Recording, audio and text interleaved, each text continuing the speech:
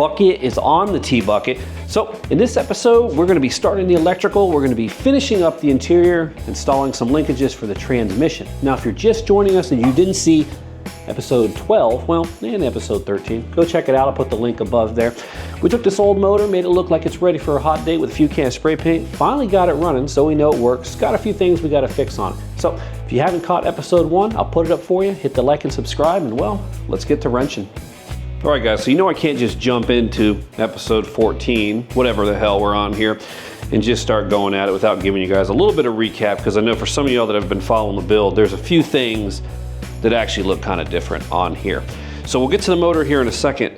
For the interior, I got the seats just sitting in here, test fitting, where we're gonna put our B&M shifter here. Looks like it's gonna actually go right in the middle. I juggled a few ideas on where to put this in here, made some drilling of the holes, and well, it's gonna have to go right there. So we're gonna install some seat belts as well. I saw some crazy video on the internet that really made me think twice about slamming my face into a fiberglass dashboard. So we're gonna put that in there. Now I got a few things on the tool bench we're gonna put in for the electrical, but we're gonna end up running the electrical right underneath the dash. You are gonna see some of it, so we really don't have a choice having an open cockpit.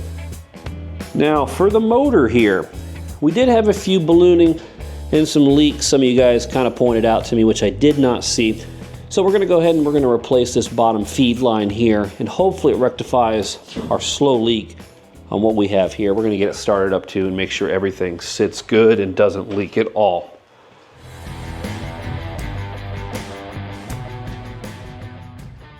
Yes, now I know it is a disaster in the bucket, but our little makeshift wiring harness is in here. It took me a couple hours to make it, burned up one actually because I mixed up the polarities down here.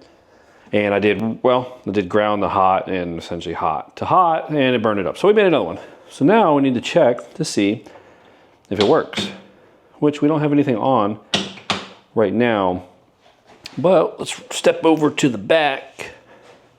So I did mention in the first part of episode 14 that there was no 62 wire in the harness here. Even though it mentioned 62, 62, it is not in any of those bundles there.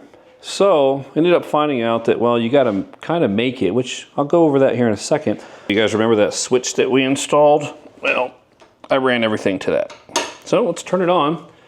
And okay, obviously nothing came on, which is good, but I didn't run the voltage to that one here. So just like a hard line here, we got power, it's on, and then we'll see how it works out. So turn the key. And we got lights. So yeah, that's blue. There's another one on the end that's blue, but we'll be replacing these soon. I replaced these with LEDs, and then these are still incandescent. So looks like that works just fine. But that 62 I talked about actually goes into this here, which is hot, which will run a special wire back up to the gauges, eliminate it from the accessory part, and then the accessory goes into that, and then when you pull that, it illuminates the gauges, but it doesn't appear that our fuel gauge is working. Now the light's working down at the bottom there. We just have to plug her in, but the sucker's dead. Wonder what is going on over here. All right, so keep an eye on the fuel gauge here. And we're looking for our, I believe it's pink. And it doesn't look like we hooked it up. That's probably why it didn't work. So let's plug that sucker in, keep an eye on that gauge for a second, and see what we got. Nothing. Oh, but if you ground it out on the tank, it works, but not right. But if you ground it here, nothing. Nothing on the fuel sender. Well, thanks, Dad, for teaching me how to use an ohm meter, man. You're the best. So let's check and see where we're at. We're actually going to do it on the test one because we can't test the bottom of this fuel sender right here, unfortunately. We'd have to pull it all out. But I want to see if we can actually get this one. This is another brand new one. We'll test the ohms on this, and then we'll plug it in and see if that gauge actually works.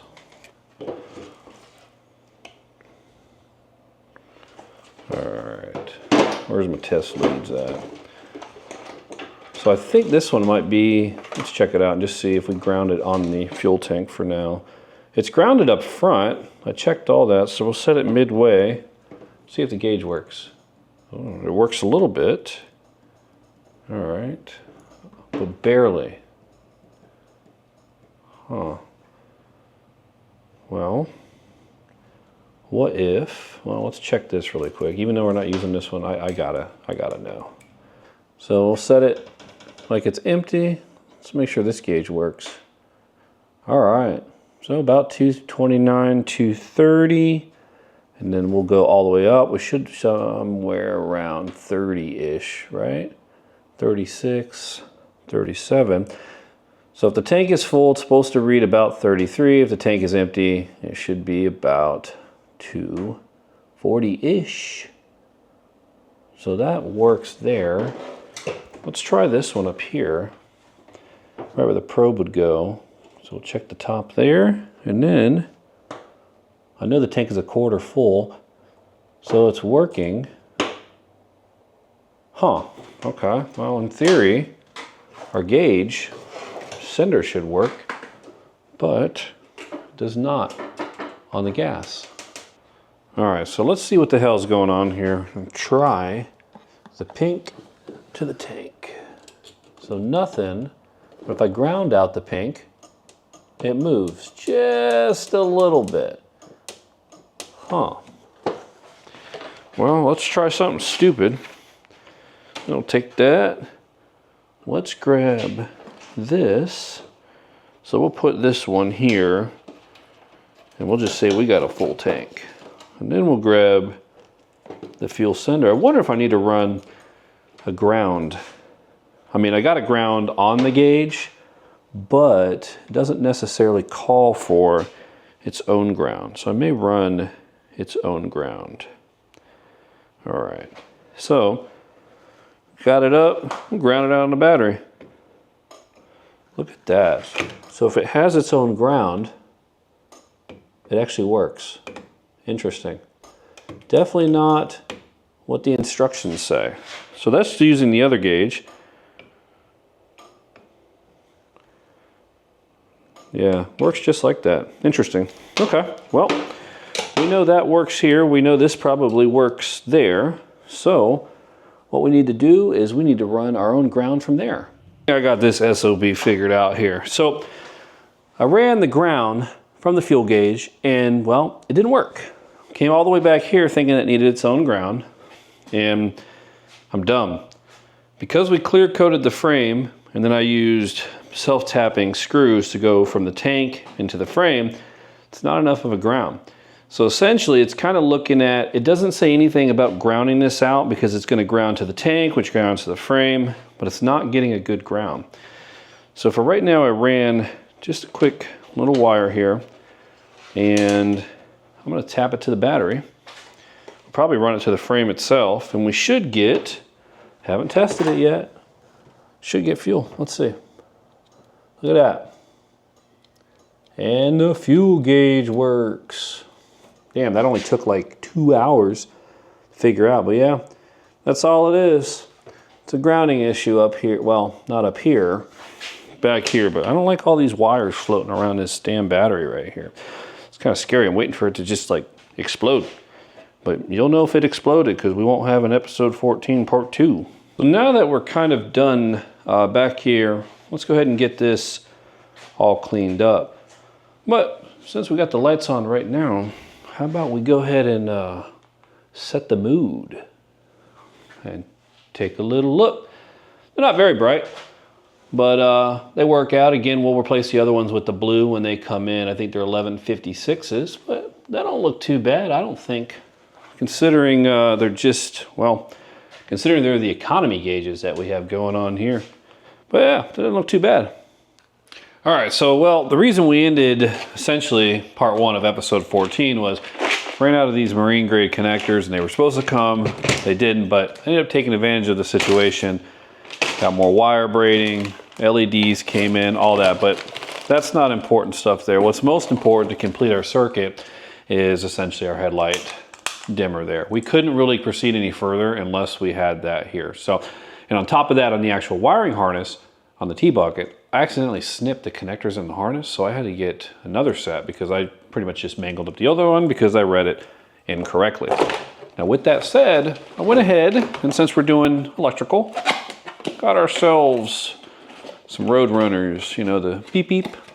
We're gonna slap those on as well. Yeah, they're chrome, and the chrome was $2 cheaper, so I figured I'd just save the $2. All right, so we got the dimmer switch installed-ish right here. You know, click, click. But look at this. Where's that connector that I pulled out? Right there. So take a look at the wiring diagram now.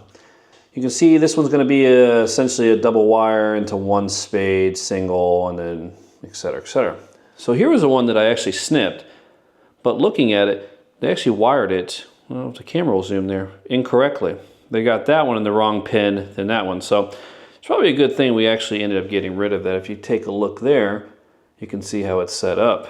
So what I did was got everything labeled here and then ran all the powers right to here, and then they get all their superpowers from right there. So got a lot going on, but we can go ahead and move over to the headlights. So since these are not Henry Ford T-bucket 1923 approved headlights, the wiring harness, well, they are LED. The wiring harness here that's coming out of these is just a little different. And well, surprise, surprise, they're Chinese and it really didn't have any instructions, but it's not that hard. Pretty simple, we'll make it work. And then you have essentially the Speedway harness here. So we'll try to figure out how to tie this in here, but it's gonna be a little complicated. Not the daisy chaining portion to the other headlight there, but I wanna have it where obviously we have high and low beam, right? And then we have our halo lens, our park lens. So essentially this will just glow here, but that's also gonna serve as our turn signal as well. And that has to be daisy chained into that there. And I'm not too sure what these are. So we may just apply power to it and start tapping, see what is what, but I think we may have to actually hook up the turn signal indicator back there. So let's start poking and prodding and figure this one out. This will be fun. So obviously I'm hoping that that's ground, which should be. I don't see why it wouldn't be. All right, so hot to positive. All right, so we got power for the headlight. Now, we need to figure out what is the halo and which one's the amber or the running light. So we'll try that out. All right, so there's the turn signal. So turn signal is, we'll just put our little label on here for now. Otherwise I'm gonna forget, and 10 minutes down the road I'm gonna be like, oh, what color is what? And then that should be our park lamp. All right, man, that is bright. Not too bad right there. All right, so that's set. So we'll do halo. What doesn't make any sense is this one obviously needs power, but you can't get one or the other right now. It's just either or. Well, let me try to get rid of that and see what this does. Oh, well, duh. All right, there we go. That works there, but I don't think, let's check this one out. All right, so there's our turn. So essentially all these are hot, which makes sense. So these are labeled, obviously red's hot. What I cannot figure out is there's one more down here, which I don't know what it is. And what is that, high beam? Huh. Doesn't seem very high beamish though. Not very bright. The bucket is powered right now, but if I ground this out, it should give us light. So let's see. And I don't have any light. So let's jump back over here to the messy bucket. And what are we looking for? So there's that. So we'll pull that out. All right. We have headlights. Nice. So let's see if it works correctly. Off, on. All right. So now for the dimmer. Not even too sure where we're going to put this one yet. High beam. Let's check her out. Oh yeah. We got high beam. It ain't super bright. It's almost like the low beam is better than the high beam, but man, that's gonna work. I don't know how long the switch is gonna last though, especially in the floor. Maybe we'll mount it next to the center console. Not too bad though. So got it kind of figured out. Now we need to figure out the amber and the little halo light thing. So I'm not too sure where we're gonna wire it in here. Oh, look at that, our fuel gauge is still working. So it took me a little bit looking at the schematic here to try to get the halo working. So it was confusing me because it was just left front park and left right tail park. But then as I started looking at the wires, they're all pigtailed into each other here. So I got that into our light switch. Let's see if it works. So it's, I think it's park or off park headlight. So looks like it's on. So let's check it out. See our running light, our modern style halo light there. Damn, that looks pretty good. So let's go back over here and check headlight functionality. So now should have headlights. All right, and then dimmer. Oh, let's make some room here. This is gonna be fun getting all this organized. High beam, low beam, high beam, low beam. So let's see if the halo ring is still on. I don't even know what it calls it. All right, so it is still on, which is nice. And then let's turn her off. All right, it's off. That switch is funky because if you smack the switch, the light kind of comes on. So I think there might be, we'll play with that. But it was coming on when I would just tap it there. So we're good there. Now we need to get the right side headlight done, which won't be too bad. And then we actually still need to figure out the amber here. And the only way to figure out the amber is with our, well, turn signal module. So that little doohickey is going to be right here, but there is no instructions for this, no instructions for that. So we'll just tap away. All right, so I did some tapping away, and essentially I tapped as much as I could on the turn signals, and well, really couldn't figure it out. When you hit the left turn signal, it's supposed to indicate the yellow wire, which it actually does the black wire, and then vice versa. The right does the blue wire, which is not in line with essentially what the wiring diagram says. So we're gonna put that one on hold for now. We can always add that later when we decide to add, you know, our steering wheel in. But I was looking at kind of figuring out how to do the headlights here. And now that we kind of have our wires identified, we can go ahead and start cleaning some stuff up. So I was looking at doing like a nice conduit, metal conduit for the wires, because we do have about 4 or 5 that are coming off of here. And I wanted to look nice, but I figured, you know what?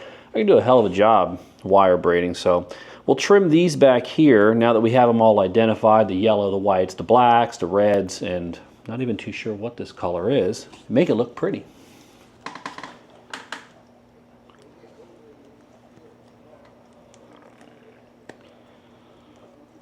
And for this, I'm just using the soft cloth style braiding. I think it's called Pet G is actually what it's made out of. So not the hard crinkle type. That stuff sucks. But this one's actually pretty good. I'll put a link up to all the electrical stuff that I used here, especially the connectors. You definitely want to do, if you're going to do this route, you definitely want to go with marine grade. The marine grade ones, besides crimping, they have a glue in there that gets activated when you actually hit it with the heat gun. And what happens is it seals it. So no water gets in, it doesn't corrode, none of that. And especially if you're down here in Florida, everything corrodes. It doesn't even matter if it touches water. Stuff corrodes down here. So de-snip.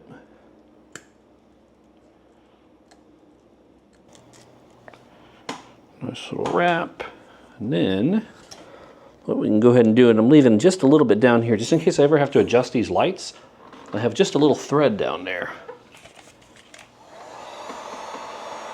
So now both of the headlights are done. Well, the little harnesses are actually done. Driver's side is done as well. We can start focusing on this mess here. Now, I went ahead and labeled everything so I can start cutting and trimming, but we do need to run everything under the body now. I had it kind of temporarily laid over the top here, but we got to get it cleaned up.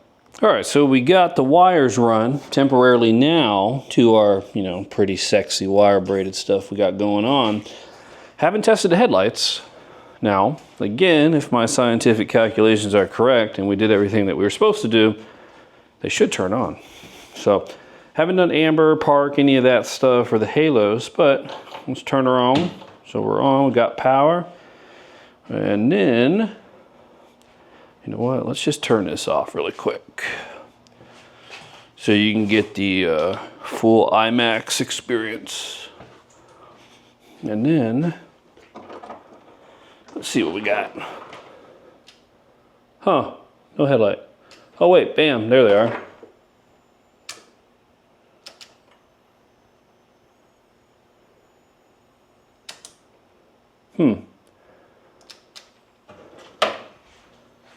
Well, one of the headlights has a weird hum to it.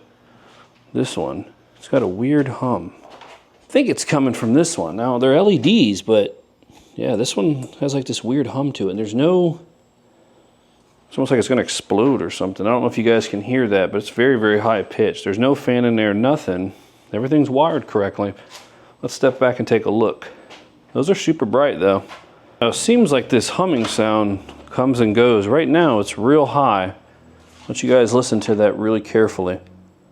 See if you can hear it. It's inside the housing. So it's probably the cheap Chinese headlight we got going on. And if it explodes, well, RIP, right? So we need to see if our high beam works. High beam switch. Oh yeah.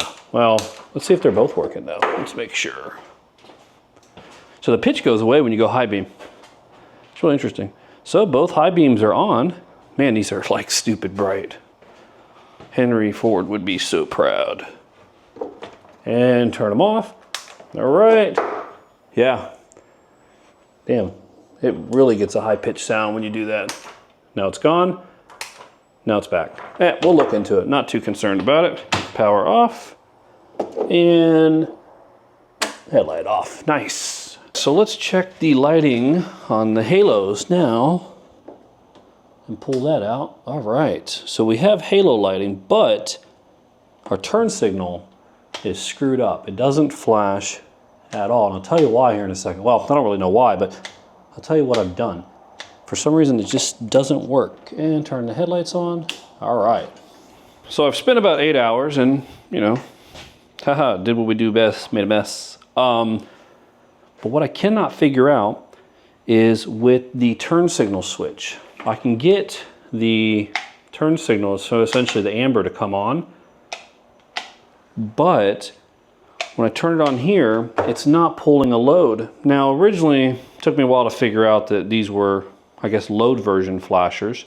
So I replaced them with no load electronic LED ones, and I've tried them both, but for some reason, they're just not tripping at all like they're supposed to for LEDs. And I've tried both on both sides. So the only other option now is to try possibly a 3-prunger with a ground and see if that works. But these are not doing what they're supposed to do for the LEDs because they're not pulling any load at all. Now I tried to test them on incandescent, and it works. So something's going on. So what I want to go ahead and do is let's test out an incandescent bulb from the rear. Now again, these flashers are supposed to be no load flashers. So, but let's check again just to make sure these work here, since they're not working on the LEDs. Oh, well, all right, so we got that.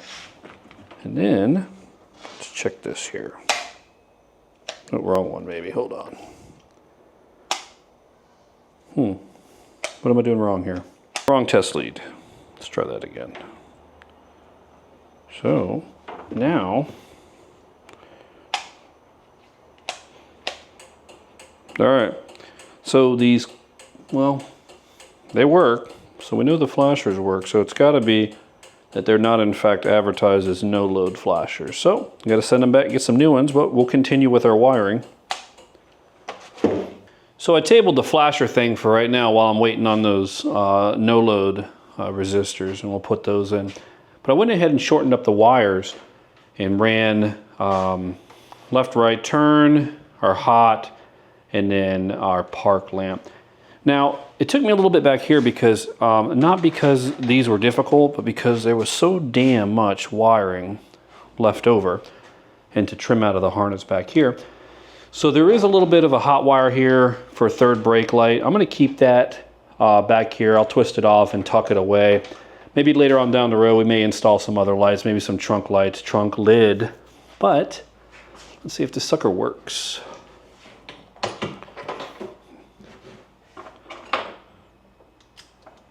All right, so headlights still work. And then step back here. I haven't checked these out yet. Okay, here we go.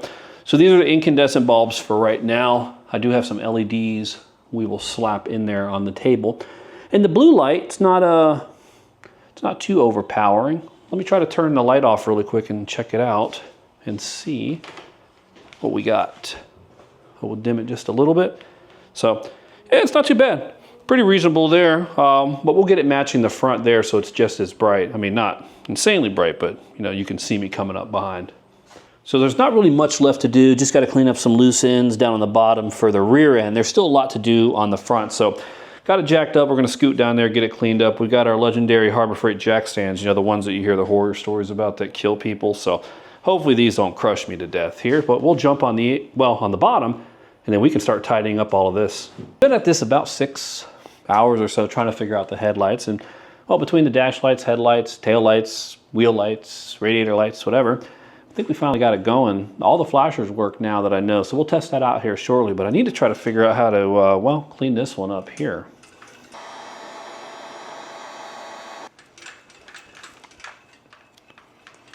So you're probably asking yourself why this guy has a ton of crimps on the ground. Well, I kept having an issue where the crimper was not crimping correctly, and whether that was user error, who knows.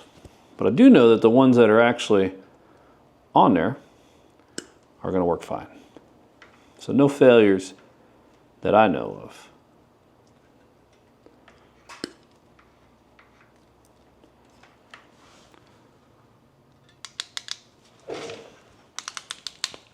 And then what we'll do for the excess that's coming out of the firewall is we'll pull it back into the T-bucket, and then we'll start trimming the harness from there.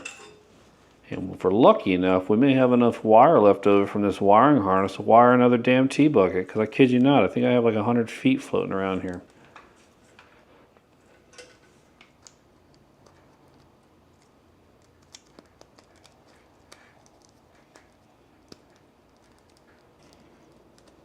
Tell you what, use the same thumb for like a week putting this wire braiding on. There's no skin left on it.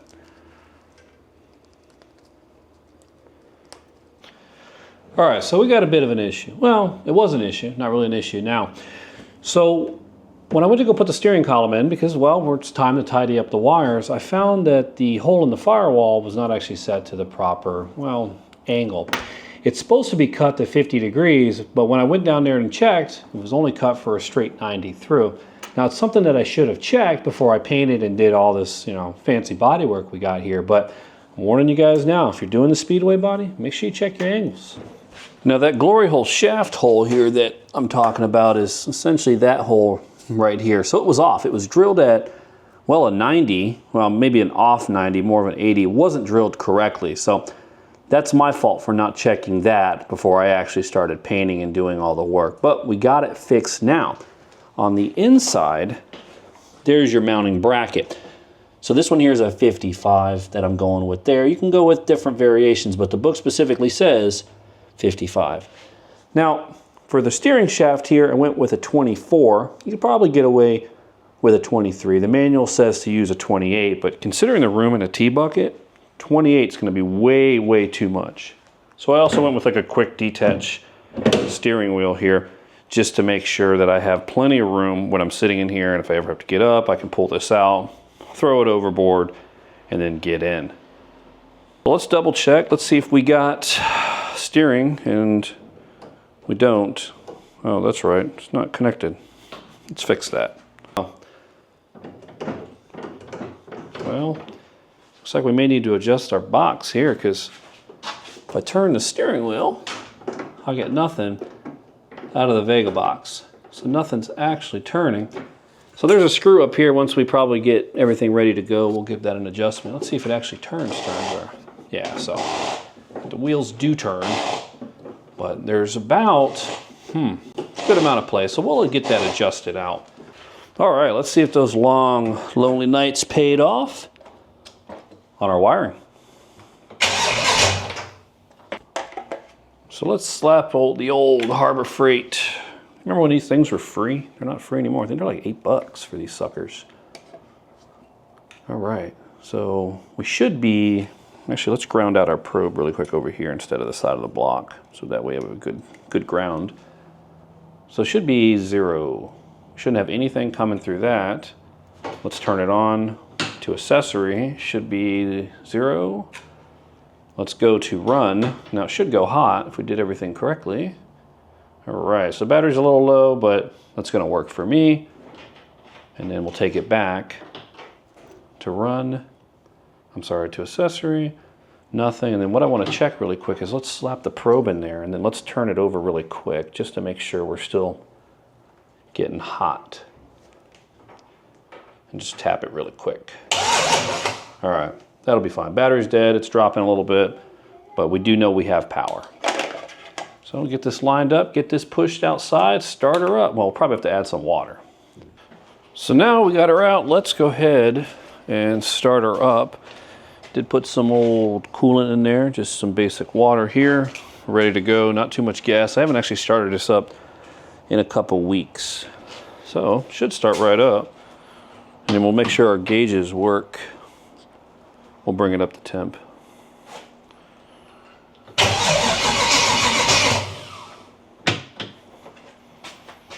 Huh, okay. Something did not sound right.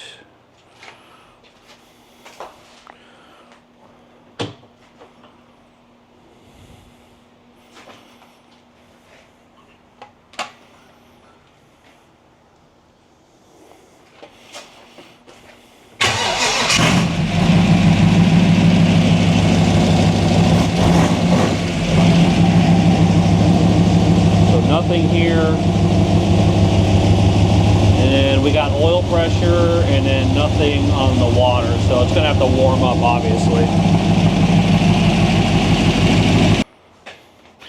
All right, let's start her up now and then check the alternator, see if it's putting out power. I think the battery's actually starting to get low.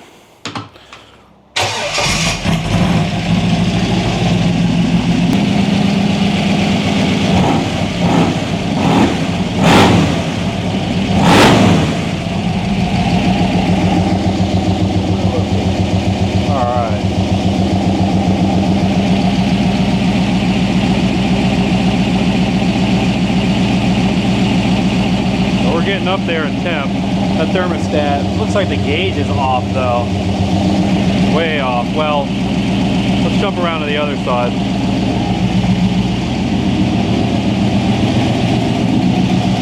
Then we'll look and see where it actually goes in. So, a little cooler down there.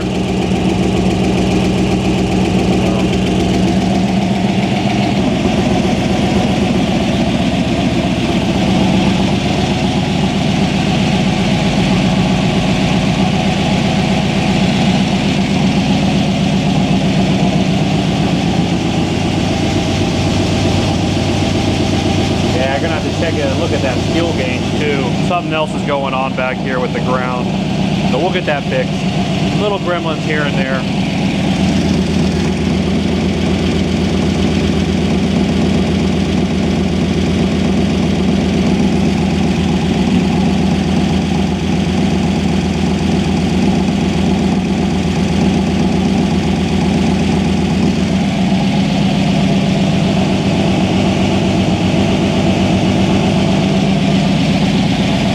Like we're starting to maintain some normal temps. We're sitting at about, for the past 10 minutes, at about 160, 150, and that's reading. Oil's still reading. Got to figure out the RPM. Obviously, we're not moving, so it's going to stay 0. And the voltmeter's finally registered, so we're getting some power. out of that there. So let's go ahead and let it do its heat cycle, do a cool down, and then we'll recap. So that will go, yeah, so we'll let the battery settle, and that'll go back down there. All right, gearhead, so we got the fuel line fixed, we got the water leak issue fixed, we've got most of our electrical work, and a few little gremlins here. Alternators working, so I think we're actually doing pretty good. In the meantime, I'm gonna get all the wires cleaned up, and then I'll see you for episode 15. We'll drop some seats, we'll drop some seat belts, and then we'll also do the shifter. And then I think we're gonna be getting close to that test ride there. So don't forget to hit the like and subscribe, guys. I'll see you in about a week or so. Let me know if you have any questions. Check out the Facebook page. Catch you then.